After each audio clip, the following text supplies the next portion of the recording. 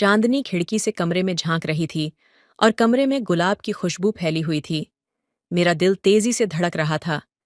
मैंने हल्की सी मुस्कान के साथ अपने आप को आईने में देखा। लाल जोड़े में मैं एक दुल्हन की तरह नहीं, बल्कि किसी सपने की राजकुमारी की तरह लग रही थी। थोड़ी देर बाद दरवाजा हल्के से खुला और मेरे पति आर्यन अंदर आए।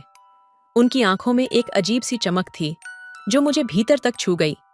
उन्होंने धीरे धीरे मेरे करीब आकर मेरा हाथ पकड़ा और बड़ी ही नरमी से किस करते हुए बोले, अंजलि, आज से हमारा सफर शुरू हो रहा है, जिसमें हम हर पल एक दूसरे का साथ देंगे। उनके शब्द सुनकर मेरा दिल और भी जोर से धड़कने लगा। कमरे का माहौल बहुत ही रोमांटिक था और आर्यन ने मेरी तरफ प्यार से देखा। मैंने उनकी आंखों में वह प्यार महसूस किया जिसे मैंने हमेशा अपने सपनों में देखा था। आर्य ने धीरे धीरे मेरे चेहरे पर अपना हाथ रखा और मेरे पास आकर मेरी आंखों में झांका। उन पलों में हमारे बीच कोई शब्दों की जरूरत नहीं थी। हमारी आंखें ही सब कुछ कह रही थीं। उन्होंने मुझे अपनी बाहों में भर लिया और हम दोनों के बीच एक नया रिश्ता जन्म ले रहा था, जिसमें प्यार, सम्मान और विश्वास की नींव थी। रात धीरे धीरे और गहरी होती जा रही थी और हम दोनों एक दूसरे के साथ में खो गए। यह पल मेरे लिए किसी सपने से कम नहीं था। हमने साथ मिलकर अपने जीवन की पहली रात को ऐसे संजोया कि वह हमारे लिए हमेशा के लिए यादगार बन गई। इस तरह हमारी सुहागरात की कहानी एक नए सफर की शुरुआत थी, जो सिर्फ प्यार और खुशियों से भरा हुआ था। दोस्तों, आपसे हाथ जोड़कर विनती है कि मेरे चैनल को जरूर सब्सक्राइब करें। तो चलिए जल्दी से कहानी आपको सुनाते हैं। दोस्तों, उस रात के बाद से हमारी जिंदगी में एक नया अध्याय शुरू हुआ था, जो हर रात मेरे पति और मैं कुछ नया तरीके से ट्राई करने की कोशिश करते थे। दोस्तों, मेरा जीवन और भी खूबसूरत होता गया। उस रात के बाद की अगली सुबह जब मैं धीरे से जागी तो देखा कि आर्यन पहले से ही जाग चुके थे और मुझे बड़े प्यार से देख रहे थे। उन्होंने मुस्कुराते हुए कहा, गुड मॉर्निंग मेरी जान। उनकी इस बात पर मैं शर्म से लाल हो गई। उन्होंने धीरे से मेरे बालों को सहलाया और कहा, तुम्हारी यह मासूमियत, तुम्हारी यह मुस्कान मुझे हर दिन और भी ज्यादा तुमसे प्यार करने पर मजबूर कर देती है। हम दोनों का रिश्ता हर गुजरते दिन के साथ और भी मजबूत होता गया। आर्यन हर दिन मुझे किसी न किसी खूबसूरत सरप्राइज से चौंका देते। कभी वह मेरे लिए मेरी पसंद का खाना बनाते तो कभी मेरे बालों में फूल सजाते। उनके छोटे छोटे प्यार भरे इशारों से मेरा दिल हर दिन और भी ज्यादा उनके प्यार में डूबता चला गया। एक शाम आर्यन ने मुझे एक खास डेट पर ले जाने का प्लान बनाया। उन्होंने मुझे कहा, आज की रात बस तुम्हारे और मेरे लिए है। वह मुझे एक खूबसूरत पहाड़ी इलाके में ले गए, जहां से शहर की लाइट्स दूर तक दिखाई दे रही थीं। ठंडी हवा के बीच हम दोनों एक दूसरे के बेहद करीब बैठे थे और चांदनी रात ने उस पल को और भी रोमांटिक बना दिया था। आर्यन ने मेरा हाथ पकड़ा और कहा, अंजलि, तुम मेरे लिए सिर्फ एक जीवन साथी नहीं हो, तुम मेरी पूरी दुनिया हो। उनकी बातें सुनकर मेरी आंखों में आंसू आ गए। मैंने कभी नहीं सोचा था कि मुझे कोई इतना प्यार करेगा। मैंने उनके कंधे पर अपना सिर रख दिया और हम दोनों ने उस रात को बिना किसी शब्दों के महसूस किया। चांद, तारे और वह खुला आसमान सब हमारे प्यार के गवाह बन रहे थे। उस रात आर्य ने मुझे एक खास अंगूठी दी, जिस पर लिखा था, हमेशा के लिए तुम्हारा। वह अंगूठी मेरे लिए सिर्फ एक गहना नहीं थी, बल्कि हमारे प्यार की निशानी थी। मैंने उनकी आंखों में देखा और समझ गई कि उनका प्यार सच्चा और गहरा है। वक्त के साथ हमारा प्यार और भी गहरा होता गया। हम दोनों ने हर छोटे बड़े पल को साथ में जिया। चाहे वह खुशी के पल हो या मुश्किलों के, आर्य हमेशा मेरे साथ खड़े रहे और मैं उनके इस तरह हमारी जिंदगी एक खूबसूरत सफर बन गई थी, जिसमें हर मोड़ पर प्यार, रोमांस और विश्वास था। हमने एक दूसरे को हर दिन पहले से ज्यादा चाहा और यही हमारी कहानी की सबसे बड़ी खूबसूरती थी। दोस्तों, मेरी यह कहानी शायद खत्म हो गई हो, लेकिन हमारा प्यार कभी नहीं होगा। समय के साथ हमारी जिंदगी और भी खूबसूरत होती चली गई। आर्य और मेरा रिश्ता हर दिन नई ऊंचाइयों को छू रहा था। हम दोनों ने एक दूसरे के साथ हर लम्हा जिया, चाहे वह किसी छोटे सफर की शुरुआत हो या किसी बड़े सपने की उड़ान। हमारा प्यार बस बढ़ता ही गया। एक दिन आर्य ने मुझे एक खास सरप्राइज देने का सोचा। वह मुझे बिना कुछ बताए एक सुंदर शांत समुद्र तट पर ले गए। वहां का नजारा बेहद अद्भुत था। नीला समंदर, लहरों की हल्की हल्की आवाज और आसमान में डूबता हुआ सूरज। आर्यन ने मेरा हाथ पकड़कर मुझे एक सुनसान जगह पर ले जाकर आंखें बंद करने को कहा। मैं थोड़ी घबराई, पर आर्य के साथ हमेशा मुझे एक अजीब सी शांति महसूस होती थी। कुछ पलों बाद जब मैंने आंखें खोली तो मेरे सामने एक दिलकश नजारा था। वहां बीच पर एक खूबसूरत सजावट थी, गुलाब की पंखुड़ियों से बना एक दिल, और बीच में एक टेबल सजाई हुई थी जिस पर 2 मोमबत्तियां जल रही थीं। चारों तरफ लाइट्स झिलमिला रही थीं और आसमान तारों से भरा हुआ था। आर्य ने मेरे हाथ को अपने हाथ में लेकर मुझे टेबल के पास बिठाया। उन्होंने बड़े प्यार से कहा, अंजलि, आज की यह रात सिर्फ हमारे प्यार के नाम है।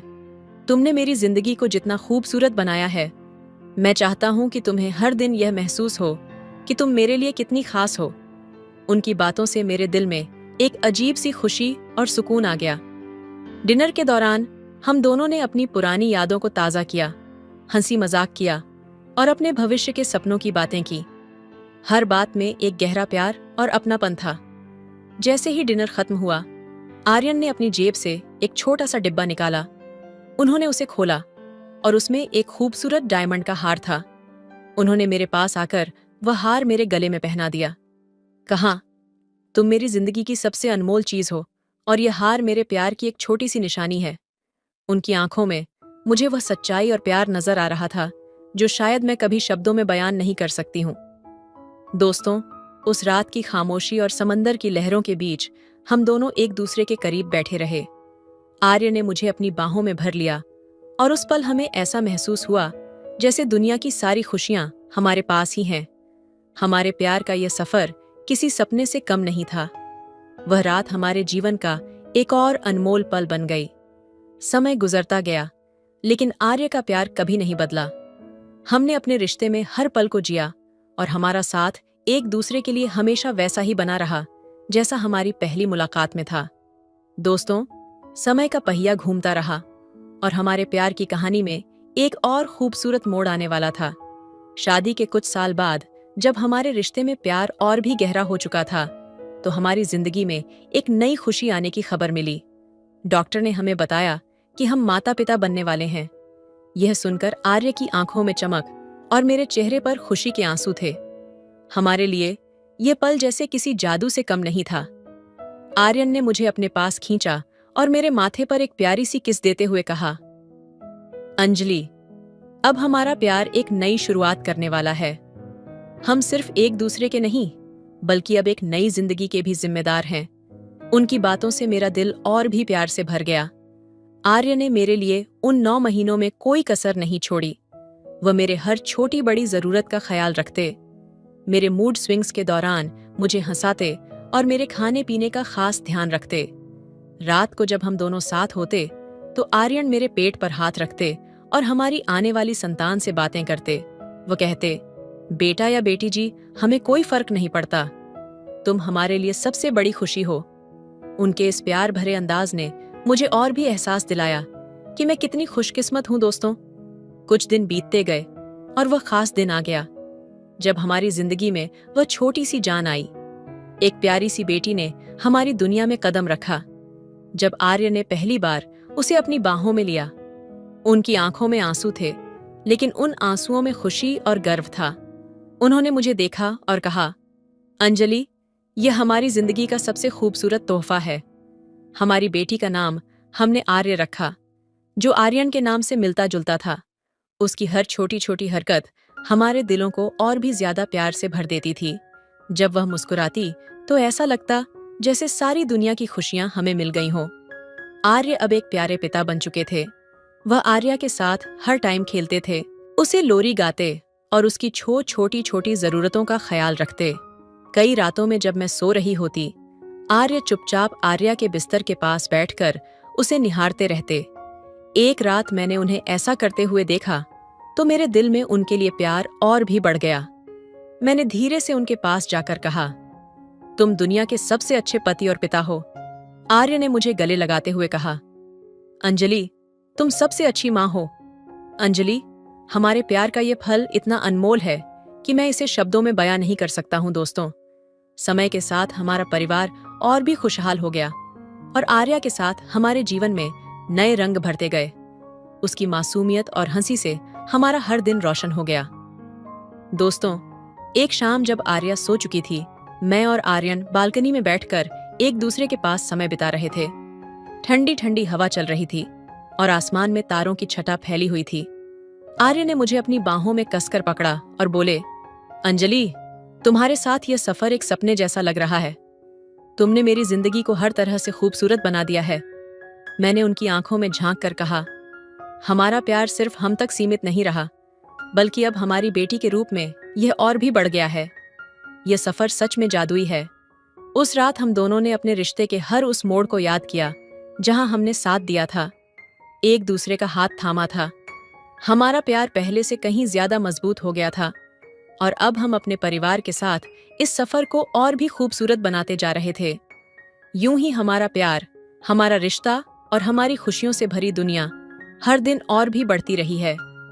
हमारी बेटी आर्या के आने के बाद से जीवन पूरी तरह बदल गया था, लेकिन हमारे बीच का रोमांस और प्यार अब भी उतना ही जीवंत था। आर्य और मैं दोनों ही माता पिता की जिम्मेदारियों में डूबे हुए थे, लेकिन हम हमेशा एक दूसरे के लिए वक्त निकालते थे। एक रात जब आर्य अपनी दादी के साथ थी, आर्यन ने अचानक मुझे सरप्राइज दिया। उन्होंने मुझे बताया कि हमने एक खास शाम के लिए शहर के सबसे रोमांटिक रिसॉर्ट में बुकिंग की है। मैं थोड़ी हैरान हुई, लेकिन अंदर ही अंदर बेहद खुश भी थी। रिसॉर्ट पहुंचते ही माहौल ने मुझे फिर से हमारी नई शादी की याद दिला दी। कमरा खूबसूरत तरीके से सजाया हुआ था। मोमबत्तियां, गुलाब की पंखुड़ियां और बैकग्राउंड में धीमी रोमांटिक म्यूजिक। आर्यन ने मुझे अपने पास बुलाया और मेरी आंखों में गहरी नजरों से देखा। उन्होंने मेरा हाथ अपने हाथ में लेकर कहा, अंजलि, तुम्हारे साथ बिताया हर पल मेरे लिए खास है, लेकिन मैं चाहता हूं कि हम आज की रात को सिर्फ अपने लिए जिए जैसे पुराने दिनों में हुआ करते थे। उनकी इस बात ने मेरे दिल को छू लिया। हमने साथ में डिनर किया, जिसमें मेरी पसंद का खाना था। आर्यन हमेशा मेरी पसंद का ख्याल रखते थे। हर एक बाइट के साथ हमारी पुरानी यादें ताज़ा हो रही थीं और हम दोनों एक दूसरे की आंखों में खो गए थे। डिनर के बाद आर्यन ने मुझे डांस करने के लिए हाथ बढ़ाया और वह धीमी म्यूजिक की धुन पर हमारे साथ में डांस करना एकदम सपनों जैसा था। जैसे ही मैं उनके पास आई, उन्होंने मुझे अपनी बाहों में भर लिया। उनकी गर्माहट और प्यार भरी नजरों ने मेरे दिल को फिर से वह पहला प्यार याद दिला दिया। हम बिना किसी शब्द के बस एक दूसरे के करीब होकर डांस करते रहे। उनकी धड़कनें मेरे दिल की धड़कनों के साथ मेल खा रही थीं। आर्यन ने धीरे से मेरे कानों में फुसफुस, या तुम अब भी उतनी ही खूबसूरत लगती हो जैसे हमारी पहली मुलाकात में थी। उनके इस प्यार भरे अंदाज ने मुझे फिर से उनके और करीब कर दिया। मैंने उनसे कहा, और तुम अब भी मेरे वही आर्य हो जिनसे मैं हर दिन और भी ज्यादा प्यार करती हूँ। उस पल में दुनिया जैसे थम गई थी। हम दोनों एक दूसरे के करीब थे और हमारे बीच सिर्फ प्यार था, और हमारे चारों ओर की सारी बातें, जिम्मेदारियां और जीवन की छोटी बड़ी उलझनें जैसे गायब हो गई थीं। उस रात में बस मैं और आर्यन थे और हमारे बीच का बेइंतहा प्यार था। दोस्तों, रात के समय में जब हम बालकनी में बैठे थे तो आसमान में तारों की छांव थी और ठंडी ठंडी हवा चल रही थी।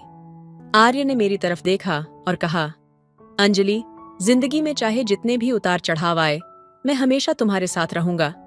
तुम मेरी जिंदगी का सबसे बड़ा हिस्सा हो और हमारी बेटी के साथ हमारा यह सफर और भी खूबसूरत होता जा रहा है। दोस्तों, मैंने उनके कंधे पर सिर रखकर कहा, हमेशा के लिए तुम्हारा हूं और तुम्हारे साथ हर पल को जीना मेरे लिए सबसे बड़ी खुशी है। उस रात ने हमारे रिश्ते को और भी मजबूत कर दिया। भले पहले ही हम माता पिता बन चुके थे, लेकिन हमारे बीच का रोमांस और प्यार हमेशा की तरह गहरा और सजीव था।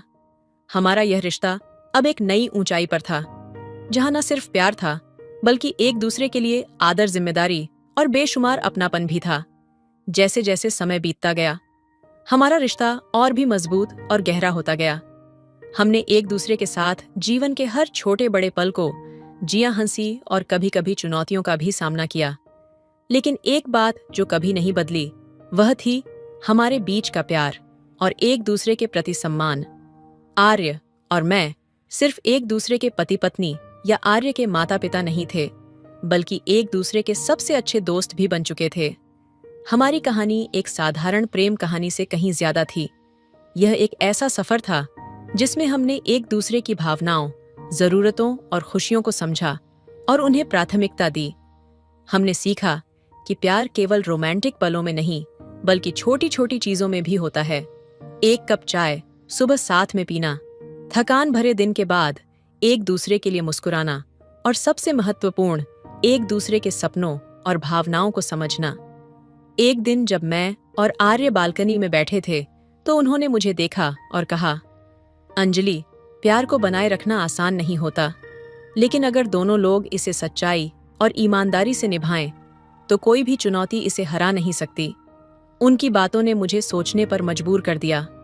सचमुच प्यार का मतलब सिर्फ रोमांस नहीं होता, बल्कि विश्वास, सहानुभूति और एक दूसरे की भावनाओं की कद्र करना होता है।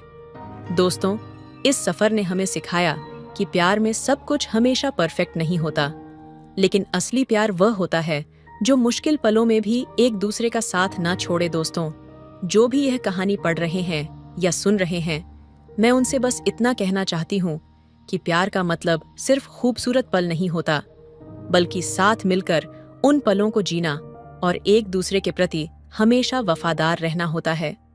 दोस्तों, जब आप सच्चे दिल से किसी से प्यार करते हैं, तो वह प्यार कभी खत्म नहीं होता। इसीलिए प्यार करो और प्यार का सम्मान भी करो और हमेशा एक दूसरे के साथ खड़े रहो, क्योंकि सच्चा प्यार जीवन की हर कठिनाई को पार कर सकते हैं। तो दोस्तों, यह थी आज की हमारी छोटी सी कहानी। कहानी कैसा लगा, कमेंट में जरूर बताएं। और दोस्तों, चैनल में पहली बार आए हैं तो चैनल को भी सब्सक्राइब करें। आगे ऐसे ही रोमांचक कहानियां सुनने के लिए चैनल को सब्सक्राइब करें। फिर मिलते हैं एक नई स्टोरी में। धन्यवाद। मेरा नाम सुमन है और मेरा पति विदेश में नौकरी करता है, जिसकी वजह से मैं हमेशा उसकी गैर मौजूदगी को महसूस करती हूँ। मैं रात भर वह वाली वीडियो देखती रहती हूँ जिनको देखने से मेरी ख्वाहिश में रोज इच्छा होता रहता है, लेकिन मुझे यह समझ नहीं आता कि उन्हें कैसे पूरा करूं। फिर मेरा ध्यान अपने देवर की तरफ गया, जो कि एक बहुत ही खूबसूरत और जवान लड़का है। उसकी उम्र 19 साल है, लेकिन वह आमतौर पर 24 साल का लगता है, क्योंकि उसने अपने जिस्मानी काम को बहुत मजबूत बना रखा है। मैंने सोचा कि अगर मेरा पति मौजूद नहीं है, तो क्यों ना इससे ही अपनी जरूरतें पूरी कर लूं, क्योंकि मेरी भी कुछ ख्वाहिशें हैं जो पति की गैर मौजूदगी की वजह से पूरी नहीं हो पा रही हैं। हर रात को बेचैनी से गुजारते हुए महसूस करती थी, लेकिन अब सब कुछ मेरे कंट्रोल से बाहर हो चुका है। इसीलिए मैंने अपने देवर से अपनी जरूरत पूरी करने का फैसला किया। एक दिन मैं बहुत खूबसूरत कपड़े पहनकर अपने कमरे में बैठ गई और बहाने से अपने देवर को अंदर बुलाया। मुझे देखकर वह मुस्कुराया और बोला, आप मुझसे खुलकर बात करें कि आपको मुझसे क्या काम है, मैं भी इस काम के लिए बेचैन हूँ।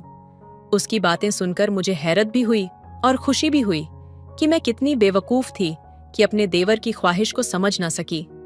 मैंने कहा, ठीक है, जल्दी से दरवाजा बंद करके आ जाओ मेरे पास। मेरे देवर ने जल्दी से दरवाजा बंद किया और शेर की तरह मुझ पर झपट पड़ा। दोस्तों, आपसे हाथ जोड़कर विनती है कि मेरे चैनल को सब्सक्राइब जरूर करें। तो चलिए जल्दी से आपको कहानी सुनाते हैं। मेरी शादी को सिर्फ 1 महीना हुआ था कि मेरा पति विदेश जाने के लिए तैयार हो गया। मैं दर्द भरी आंखों में आंसू लेकर रोकने के बावजूद भी मैं अपने आंसुओं को रोकने में नाकाम रही। मेरे अरमान अभी तक पूरे नहीं हुए थे और ना ही मैंने अपने पति की मौजूदगी को सही मायने में महसूस किया था। मेरी शादी 32 साल की उम्र में हुई थी। हालांकि मुझे 12 साल की उम्र में ही शादी की ख्वाहिश होने लगी थी। मैं उन लड़कियों में शामिल थी जो कम उम्र में ही वो वाली वीडियो देखने के आदी हो जाती हैं। स्कूल और कॉलेज में लड़कियां एक दूसरे को मजाक में ऐसी वीडियो दिखाती थीं, लेकिन मुझे उन वीडियो को देखने के बाद मेरे लिए खुद को कंट्रोल करना मुश्किल हो जाता था, जिसकी वजह से मेरे मन में शादी की ख्वाहिश जागने लगी। मैं इतनी खूबसूरत नहीं थी, इसलिए जो भी मेरे रिश्ते के लिए आता वह मुझे नापसंद करके वापस चला जाता, जिसकी वजह से मेरा दिल टूट जाता था। जितनी ज्यादा मेरे दिल में शादी की ख्वाहिश बढ़ती गई, उतनी ही मेरी शादी में देरी होती रही। काफी वक्त तलाश करने के बाद मेरे माँ बाप को एक रिश्ता मिला और उन्होंने फौरन हाँ कर दिया। लड़के की माँ को शादी की जल्दी थी और मुझे भी जल्दी थी, इसलिए मेरी शादी 1 महीने के अंदर ही हो गई। मैं अपने पति को पाकर बहुत खुश थी, लेकिन मेरी यह खुशी नाराजगी साबित हुई, क्योंकि शादी के कुछ दिन बाद मुझे मालूम हुआ कि मेरा पति विदेश में नौकरी करता है। वह वहां जॉब करता है, इसलिए उसे ज्यादा छुट्टियां नहीं मिली। जब मुझे यह पता चला कि 1 महीने बाद वह दोबारा विदेश चला जाएगा, तो मैं बहुत ज्यादा परेशानी में हो गई और फौरन रोने लगी। मैंने कहा, यह क्या बात हुई? अगर आपको विदेश में ही रहना है तो शादी क्यों की? मेरे पति ने जवाब दिया कि मेरे भाई बहन अभी छोटे हैं। जब तक मेरा कोई भाई पढ़ लिख कर अपने खर्चे को नहीं उठा सकता है, तब तक घर में सभी का जिम्मेदारी मुझ पर है। मैं डोमी नगर में वहां पर सीमेंट बनाने का काम करता था, लेकिन मैं उतने पैसे नहीं कमा पाता था, इसलिए मैं सऊदी अरब चला गया। उसने कहा कि मैं सऊदी अरब में इतनी कमाई करता हूँ कि घर में कभी पैसों की तंगी महसूस नहीं होती। मैंने कहा कि आप मुझे भी अपने साथ ले जाएं। उसने जवाब दिया कि यह इतना आसान नहीं है, क्योंकि मेरा वहाँ कोई अपना घर नहीं है और किराया बहुत ज्यादा है। हम 10 और 15 लोग एक कमरे में रहते हैं, तब जाकर हमारा गुजारा होता है। फिर उसने कहा कि वह साल में 1 बार आता है, और वह भी सिर्फ 1 महीने के लिए। यह सुनकर मुझे बहुत अफसोस हुआ। मुझे अपने पति पर बहुत गुस्सा आ रहा था। मेरी शादी खुशी से हुई थी, और जिस तरह के ख्वाब मैंने देखे थे वैसा कुछ भी नहीं हुआ था, लेकिन मैंने सब्र कर लिया था। मेरे पति की बात से मैं दुखी थी। न तो उसने कभी मुझसे खुलकर बात की और न ही अपनी मुश्किल का इजहार किया। मैंने इस पर भी सब्र का दामन थामे रखा। मेरे पति ने अपने घर वालों की मर्जी पर शादी की थी, ताकि वह घर के काम करवा सके। मेरे रोने और नाराज होने के बावजूद भी उस पर कोई असर नहीं हुआ और वह सऊदी अरब चला गया। मैं फिर से अकेली रह गई। रात भर मुझे नींद नहीं आती थी और पति के साथ गुजारे हुए दिन याद आने लगे थे। सारा दिन गुजर जाता था, लेकिन पति से कोई बात नहीं होता था। रात को सिर्फ 10 मिनट के लिए ही वह वीडियो कॉल करता था, और उसमें भी अपने घर वालों के बारे में पूछता। मैं उससे मोहब्बत भरी बातें करना चाहती थी, लेकिन उसके पास तो वक्त ही नहीं था। मेरी सास भी मुझसे सिर्फ थोड़ी बहुत बातचीत करती थी, वरना मैं सारा दिन घर के कामों में लगी रहती थी और मेरा छोटा देवर मुझसे बातचीत करता रहता था।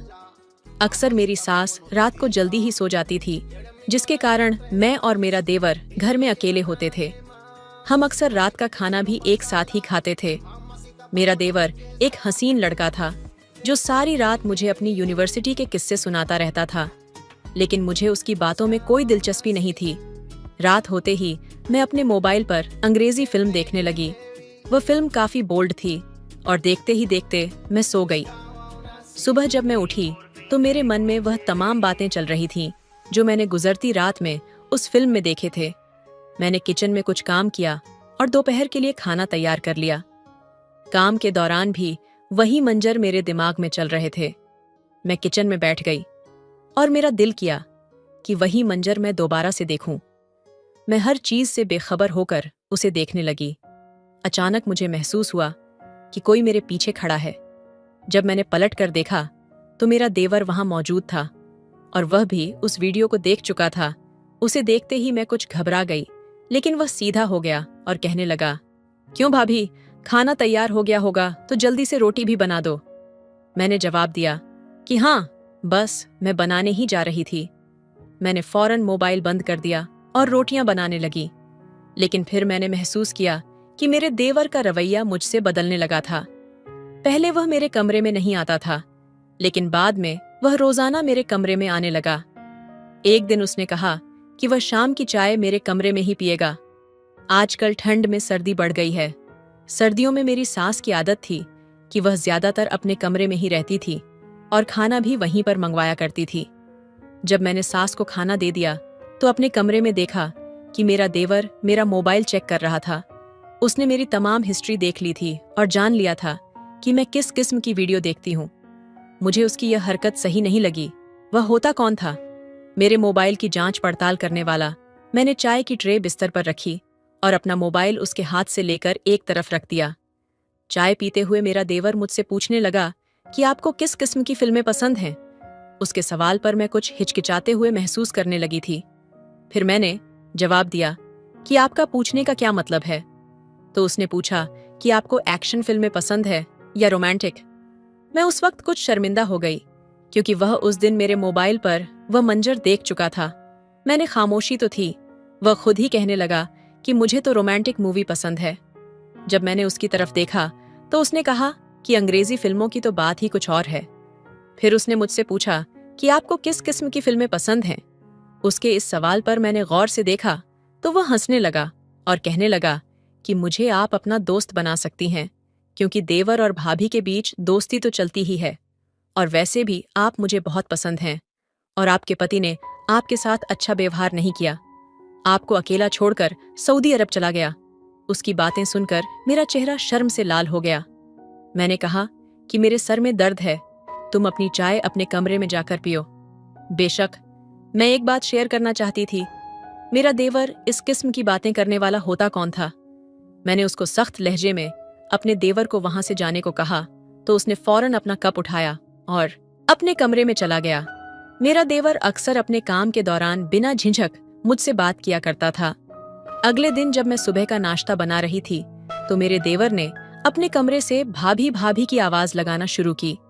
उसकी आवाज सुनकर मैं उसके कमरे में चली गई। बगैर दस्तक दिए ही कमरे में दाखिल हुई तो देखा कि वह अपने शर्ट के बटन बंद कर रहा था। उसने आधे बटन बंद किए और फिर मुझसे कहा, भाभी जी, जरा इधर आइए ना, मेरी शर्ट का बटन टूट गया है, मेरा बटन जल्दी से लगा दें, मुझे देर हो रही है। मैं झिझकते हुए अंदर गई और मेरे देवर ने मुझे सुई और धागा दिया। मैं उसके शर्ट के बटन लगाने लगी और अपने काम में मसरूफ हो गई, लेकिन वह मुझे बड़े गौर से देख रहा था, जिसकी वजह से मुझे बेचैनी महसूस होने लगी। मैं उस वक्त सांस लेना भूल गई जब उसने मेरे चेहरे के सामने आती हुई मेरी जुल्फों को अपने हाथ से पकड़कर मेरे कान के पीछे कर दिया था। मैं अचानक डर कर पीछे हटी तो उसने कहा, आप घबरा क्यों रही हैं? मैं तो आपकी आंख के सामने आ रही जुल्फों को हटा रहा था। मैंने सोचा कि मुझे पीछे हट जाना चाहिए। फिर मैंने जल्दी से बटन लगाया और अपने कमरे में आ गई। मुझे महसूस हुआ कि वह मेरी प्यार हासिल करने की कोशिश कर रहा था, जिसकी वजह से मैं अपने देवर से डरने लगी थी। एक रात जब मैं सो रही थी, मुझे ऐसा महसूस हुआ जैसे किसी की नजरें मेरे चेहरे पर पड़ रही हैं। गहरी नींद में भी मेरी आंख खुल गई। मेरे कमरे में सिर्फ नाइट बल्ब की रोशनी थी। मैंने अपने कमरे का लाइट जलाया और सोचा कि मुझे बेचैनी किस बात की हो रही है। फिर मेरी नजर कमरे की खिड़की पर पड़ी, जो हमेशा बंद रहती थी, लेकिन आज वह खुली हुई थी। यह देखकर मैं हैरान रह गई कि मैं तो इस खिड़की को खोलती भी नहीं हूं। फिर जब मैं खिड़की बंद करने के लिए उठी तो मुझे महसूस हुआ कि कोई मेरे देवर के कमरे में दाखिल हुआ है, जिससे मुझे एक हल्का सा खौफ महसूस हुआ। यकीनन वह मेरा देवर ही था, लेकिन मैंने उसे देखा नहीं। मैं अपने कमरे से बाहर निकलकर अपनी सास के कमरे में चली गई और उनके साथ लेट गई, मगर वह नींद में इतने खर्राटे ले रही थी कि मैं वहां सो न सकी। इसलिए मुझे मजबूरन अपने कमरे में वापस आना पड़ा। सुबह नाश्ते के दौरान मेरा देवर मुझे मुस्कुराकर देखे जा रहा था। फिर उसने कहा, भाभी, आपको भाई की बहुत याद आती होगी। मैंने जवाब दिया कि हाँ, मुझे उनकी बहुत याद आती है। इस पर वह बोला, फिर तो आप पूरी रात करवटें बदलती होंगी, भाई की याद में आपको कहाँ नींद आती होगी। उसके इस बेतुके सवाल से मुझे बहुत गुस्सा आने लगा था। मैंने कहा, तुम आजकल बहुत ज्यादा बोलने लगे हो, आइंदा मेरे साथ ऐसी बातें मत करना। वह मेरी बात सुनकर वहां से चला गया। अगले रोज आधी रात को मेरे कमरे की खिड़की फिर से खुली हुई थी, लेकिन बाहर मैंने देखा कि खिड़की पर मेरा देवर मौजूद था, जो मुझे सोते हुए देख रहा था। यह देखकर मुझे बहुत गुस्सा आया कि यह किस तरह की बेहूदगी है। मैंने अगले दिन उससे पूछ ही लिया कि वह मेरे कमरे की खिड़की में क्या देखने आता है। मेरे सवाल पर वह मुस्कुराते हुए बोला, मुझे आप सोती हुई बहुत अच्छी लगती हो। यह सुनकर मुझे उस पर और गुस्सा आने लगा और मैंने कहा, अगर तुमने दोबारा ऐसी हरकत की तो मैं तुम्हारी शिकायत तुम्हारी मां से कर दूंगी। मेरी बात सुनकर वह गुस्से में चला गया, लेकिन रात को जब मैं सो रही थी तो मुझे महसूस हुआ कि कोई मेरे साथ सो रहा है। जैसे ही मैंने आंख खोलकर देखा तो मैंने अपने देवर को बहुत करीब पाया, जिसकी वजह से मैं बहुत ज्यादा घबरा गई।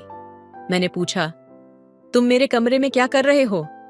तो उसने जवाब दिया कि जब आप कमरे का दरवाजा खोलकर सोएंगी तो ऐसा होना तो मुमकिन था, और वैसे भी तुम्हारा पति यहाँ मौजूद नहीं है, किसी को कुछ भी पता नहीं चलेगा। भाभी जान, उसकी वाहियात भरी बातों ने मुझे गुस्से में भर दिया था। इससे पहले कि मैं बेड से उठती, वह बेशर्म मुझे अपने बाहों में ले चुका था और फौरन मेरे मुंह पर हाथ रख दिया, कहने लगा कि दरवाजे से कोई भी अंदर आ सकता है और तुमने यह दरवाजा मेरे लिए ही तो खोल कर रखा था। अब क्यों इतनी शरीफ लड़की बन रही हो? हालांकि मैंने कभी ऐसा सोचा भी नहीं था और मुझे कभी खतरा महसूस नहीं हुआ। मैं तो अपने देवर को अपने छोटे भाई की तरह समझती थी, लेकिन यह हकीकत है कि देवर आग होता है और उससे दूरी बनाए रखना बहुत जरूरी होती है। उस शख्स ने मेरी जिंदगी को बर्बाद कर दिया। मैं रोती रही, लेकिन उस पर कोई असर ना हुआ। उसने अपना काम खुशी से किया और मुझसे कहा कि अगर दोबारा कभी मूड बन जाए तो मुझे बता देना। मैंने जवाब दिया कि तुमने मेरे साथ जबरदस्ती की है, गुनाह किया है, मेरे साथ यह गलत है, भगवान तुम्हें बर्बाद करेगा। उसने कहा कि जिस तरह की फिल्में और वीडियो तुम देखती हो वह सब क्या है? भाभी जान, आंखों का गुनाह तो तुम भी करती हो, मैंने कर लिया तो क्या गलत कर दिया? यह कहकर वह तो चला गया। मैंने कभी सोचा भी नहीं था कि मेरे साथ यह सब हो सकता है। अगले रोज मैं बगैर बताए अपने मायके चली गई और सोचा कि यह बात अपने पति को बता दूं। मैंने अभी तक यह बात किसी को नहीं बताई थी कि अचानक अगले दिन मेरी दोस्त मुझसे मिलने आई तो मैंने उसे अपनी पूरी कहानी बता दी। उसने मुझसे कहा कि तुम्हें शुरू से ही अपने देवर को अपने साथ ज्यादा आजाद नहीं रखना चाहिए था और अगर तुमने यह बात अपने पति को बताई तो वह तुम्हारा कभी भी यकीन नहीं करेगा, उल्टा तुम्हें ही गलत कहेगा। इसीलिए इस बात को यहीं पर दबा दो। और मेरी दोस्त ने मुझे सुझाव दिया कि मैं अपने पति से रिक्वेस्ट करूं कि वह मुझे सऊदी अरब बुला ले ताकि मैं वहां उसके साथ रह सकूं। मैंने इस सुझाव पर गौर किया और अपने पति से कहा कि अगर वह मुझे सऊदी अरब नहीं बुलाते तो मैं तलाक लेने पर मजबूर हो जाऊंगी। मेरे पति ने मेरी रिक्वेस्ट मान ली और मुझे सऊदी अरब बुला लिया, जहां मुझे एक स्कूल में टीचर की नौकरी मिल गई। मैंने वहां एक छोटा सा फ्लैट किराए पर लिया और दोबारा इंडिया वापस आने का इरादा छोड़ दिया। मेरी जिंदगी में यह खुशियां उस वक्त आईं जब मैंने अपने मन में खुशी महसूस किया कि मैं गुनाह की राह पर से हट गई, जिसकी वजह से मैंने मोबाइल से तमाम नापसंदीदा वीडियो और मूवीज को हटा दिया। धीरे धीरे वक्त गुजरा। मेरे देवर की शादी का भी वक्त आ गया। जब मेरे पति इंडिया जाने लगे तो मैंने उनसे कहा कि मैं उनके साथ नहीं जा सकती और मैं यहीं पर रहकर उनका इंतजार करूंगी। मेरे पति अकेले ही इंडिया गए, लेकिन वह वहां सिर्फ 1 हफ्ते ही रह पाए। वह जल्दी ही वापस आ गए। उन्होंने मुझे बताया कि उन्हें मेरी बहुत याद आई, जिसकी वजह से वह वापस आ गए। फिर 6 महीने बाद हमें खबर मिली कि मेरे देवर की बीवी किसी दूसरे शख्स के साथ रंगे हाथों पकड़ी गई है। यह सुनकर मेरे दिल को बहुत तसल्ली हुई, क्योंकि जिस इंसान ने मेरी जिंदगी को तबाह किया था, आज मेरे खुदा ने उसे सबक दे दिया है। मैंने सब्र का दामन कभी नहीं छोड़ा। फिर कुछ दिनों बाद मेरे भगवान ने मुझे औलाद दे दिया। जिंदगी कभी कभी ऐसे मोड़ पर लाकर खड़ा कर देती है जहां इंसान खुद को टूटने के कगार पर महसूस करता है। मैंने भी एक ऐसा ही दौर देखा जब मेरे पति और मैं कठिन परिस्थितियों से गुजर रहे थे। रिश्तों में आई ठंडक और मन में छिपे दर्द ने मुझे सोचने पर मजबूर कर दिया कि शायद अब कुछ भी पहले जैसा नहीं होगा। समय बीतता गया और मैंने अपने जीवन को थोड़ा सरल बनाने का प्रयास किया। मैंने अपने मोबाइल से उन तमाम चीजों को हटा दिया जो मेरी यादों और भावनाओं को कुरेदती थीं। वे वीडियो, वे मूवीज जिनमें मेरी खुशी की झलक होती थी। धीरे धीरे समय ने मुझे एक नई शक्ति दी और मैं अपने अकेलेपन से लड़ने लगी। कुछ महीनों बाद मेरे देवर की शादी की तैयारियां शुरू हुईं।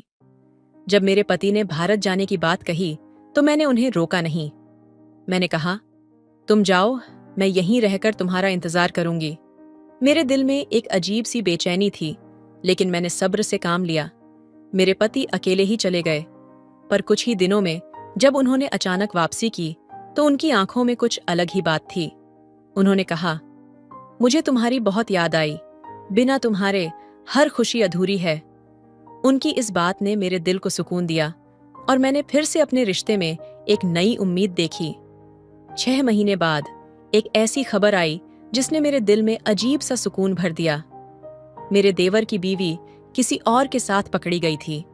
सुनकर मेरे दिल में एक अजीब सी राहत मिली। वह वही इंसान था जिसने मेरे रिश्ते को पहले तोड़ने की कोशिश की थी, पर मेरे भगवान ने उसे सही समय पर उसका कर्म दिखा दिया। मैंने हमेशा सब्र का दामन थामा और कभी नफरत या बदले की भावना को अपने दिल में जगह नहीं दी। कुछ ही दिनों बाद भगवान ने मुझे सबसे बड़ा तोहफा दिया। मेरी गोद में मेरा बच्चा आया। वह पल, वह सुख, जैसे मेरे सारे दर्द मिट गए हों। मेरे आंसू खुशी के थे और मैं जान गई कि जब तक हम सच्चे दिल से सब्र करते हैं और नफरत को दूर रखते हैं, ईश्वर हमेशा हमारे साथ खड़ा रहता है। नवजात की किलकारी ने जैसे मेरे पूरे अस्तित्व को फिर से जिंदा कर दिया। वो छोटे छोटे हाथ पैर, उसकी मासूम आंखें और उसके होठों की हल्की सी मुस्कान ने मेरे दिल के हर उस कोने को भर दिया जहां अब तक सिर्फ दर्द और तन्हाई का बसेरा था। मैं उसे अपनी गोद में लिए उसकी मासूमियत को निहारती रहती।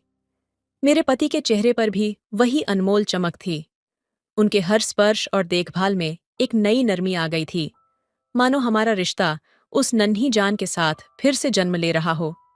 दिन गुजरते गए और मैंने महसूस किया कि मां बनने का अनुभव मुझे पहले से कहीं ज्यादा मजबूत बना रहा था। हर छोटी सी मुस्कान, हर बार जब वह अपनी नन्ही उंगलियां मेरी उंगलियों में फंसाता, मेरे दिल को नई ताकत देता। मैंने अपने बीते दर्द और संघर्ष को अपनी संतान की मुस्कान में घुला दिया। ये मानो मेरे जीवन के हर पुराने घाव को भरने वाला मरहम था। परंतु एक रात जब सब सो रहे थे और चारों ओर शांति थी, मेरी आंखें नींद से खुल गईं। मैंने पास में सो रहे अपने बच्चे को देखा और अनजाने में ही मेरी आंखों से आंसू बहने लगे। मैं उन पुरानी बातों को सोचने लगी, हर वह दर्द जो मैंने झेला, हर वह पल जो मैंने अकेले गुजारा। मैंने खुद से एक सवाल किया, क्या यह सब इस छोटे से जीवन को पाने की कीमत थी? तभी मुझे मेरे अंदर की आवाज सुनाई दी, हाँ, यह सबक था। ये सब्र और प्रेम का वो इम्तिहान था जिसे ईश्वर ने मेरे लिए चुना। मैं उस रात पहली बार यह समझ पाई कि भगवान ने सिर्फ मेरी झोली में औलाद नहीं डाली थी, बल्कि मुझे एक नई शुरुआत दी थी। एक ऐसी शुरुआत जिसमें मेरी अपनी ताकत, मेरी अपनी पहचान और मेरे प्रेम की गहराई शामिल थी। अब मैं अपने बच्चे के साथ हर दिन को एक नई आशा और नए सपने के साथ जी रही थी। मैंने अपने पति के साथ उन बिखरे हुए रिश्तों को फिर से संजोया। हमारी बातचीत में अब कड़वाहट नहीं, बल्कि एक नई समझ थी। वे लम्हे जब हम साथ बैठकर अपने बच्चे की प्यारी हरकतों पर हंसते, उन पलों में हम दोनों अपनी पुरानी गलतफहमियों को भूल जाते। ये कहानी सिर्फ मेरे संघर्ष की नहीं थी, बल्कि उस जीत की थी जो हर उस इंसान को मिलती है जो सब्र का दामन थामे रहता है। मैंने उस रात अपने आंसुओं के साथ अपने पुराने घावों को बहा दिया और अगली सुबह जब मैंने सूरज की पहली किरण को देखा, तो वह रोशनी मेरी नई जिंदगी की उम्मीद की तरह थी। यह सफर मुझे यह सिखा गया कि दुख और तकलीफें चाहे जितनी भी गहरी हों, यदि दिल में सब्र और प्रेम है तो ईश्वर हमें कभी अकेला नहीं छोड़ता। उन्होंने मुझे मेरे जीवन की सबसे खूबसूरत खुशी दी, जो हर दर्द और हर आंसू का सही मोल था। तो दोस्तों, आपको यह कहानी कैसी लगी? कमेंट करके जरूर बताइए, और वीडियो अच्छी लगी तो चैनल को सब्सक्राइब करें, लाइक करें, शेयर करें। मिलते हैं किसी नए कहानी में। तब तक अपना ख्याल रखिए। धन्यवाद।